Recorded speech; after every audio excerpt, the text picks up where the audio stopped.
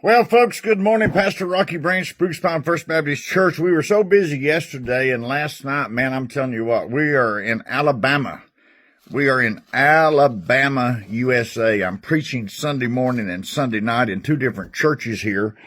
And I just absolutely was unable to get this video cut earlier this morning just because of a number of different things. But anyway, good morning, good day. I don't even know what time it is. The time changes here too. I don't know, man. We've been running. Let me get this thing over here a little bit. We've been running and running and running.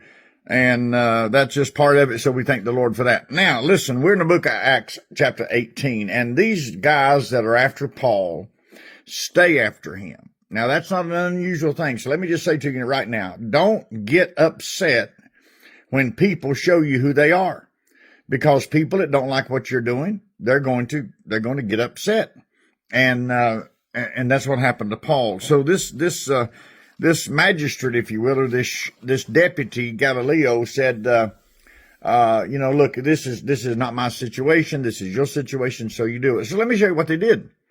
The people that disagreed on a religious matter, on a Christian versus carnality or idol or tradition. Let me show you what they did. In Acts 18, verse number 16, when he drove them out of the judgment hall, because they brought him in there, they wanted him judged and all this sort of stuff.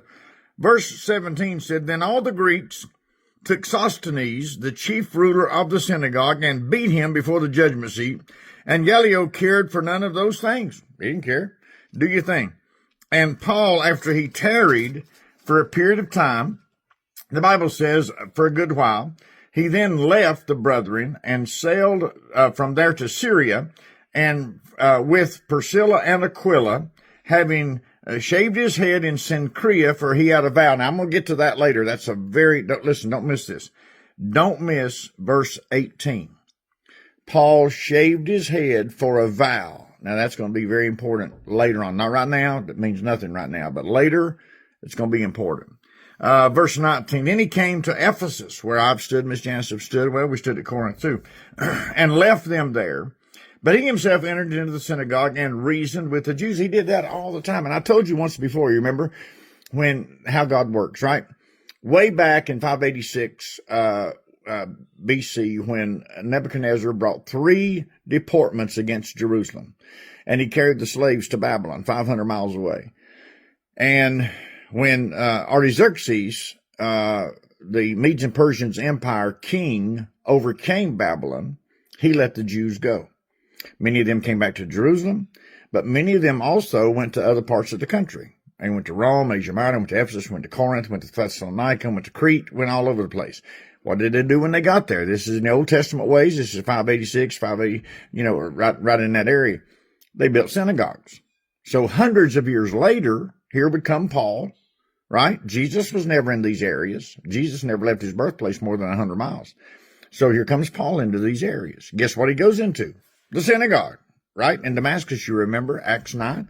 When he goes to Damascus, it's about 165 miles away from Jerusalem. He goes to Damascus and he gets converted. What does he do? He goes to the synagogue. What do they want to do? Kill him. So these synagogues are in all these towns already. So when Paul comes in, being a Jew, he's a born Greek, but he's also a Jew. He goes to the synagogue and he reasons with them about the law. He knows what's going on. It's really important. So in Ephesus here, he comes in there. He enters in and reasons with them. And when they desired, verse number 20, listen carefully now. Verse number 20, Acts 18. When they desired to tarry a longer time with them, he said no. They wanted him to stay longer, and he said no. But they begged him farewell, saying, I must by all means keep the feast that cometh to Jerusalem. That's important about the shaved head thing. Going to keep the feast in Jerusalem. I will return again unto you, and if not, and God's will, he says. And then he sailed from Ephesus, and he comes to Caesarea. Now, there's a lot going on here in Paul's life. Paul shaved his head for a vow. That's an Old Testament principle that really and truly got him in trouble. Now, there's some conflict about this reason that he did this, and we're not there yet. We'll be there later, but not today and not tomorrow. because there's too many other things in between here we got to talk about. Maybe not for a week. But anyway, we'll get to the point when he's in Jerusalem. But right now what is happening is that he's getting ready to go to Cenchrea. He's going up to salute the church. And you remember in Acts 11 when he and Barnabas took an offering from the church at Antioch? You remember, because in Acts 11, you remember they had that great famine. And then Paul and Barnabas brings a gift 300 miles from Antioch to Jerusalem. You remember Acts 11:26 especially, because Acts 11:26 says that the Christians were first called Christians in Antioch. That's 300 miles from Jerusalem. They were never called Christians in Jerusalem. They were called in Antioch. They resemble Christ.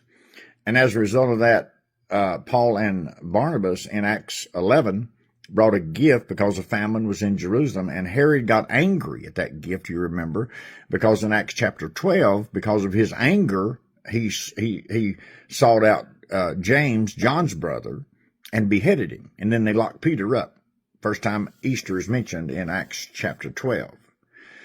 So Paul and Silas and Timothy are at this place. They're at this Antioch. And after he spent some time there, he left and went over to the countryside of Galatia and also Phrygia in order to strengthen all the disciples. So what he's doing, he's making a loop. He's making a loop on his way back to Jerusalem, and he's trying to strengthen the believers, because when you get saved, ladies and gentlemen, when you get saved, it gets tough, and you need somebody to help you. And it's important to understand that we need accountability. We need help. We need people in our lives that will ask us questions. What are you reading? How are you doing? What's going on in your life?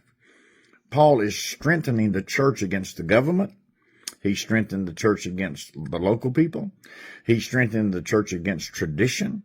He is encouraging the church, and you and I need to encourage. That's exactly what I'm doing in Alabama.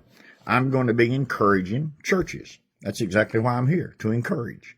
And that's what we should be doing each day, to encourage. So I encourage you to encourage somebody else, by which you and I both get encouraged when we encourage. God bless you. Sorry I'm late, but here I am.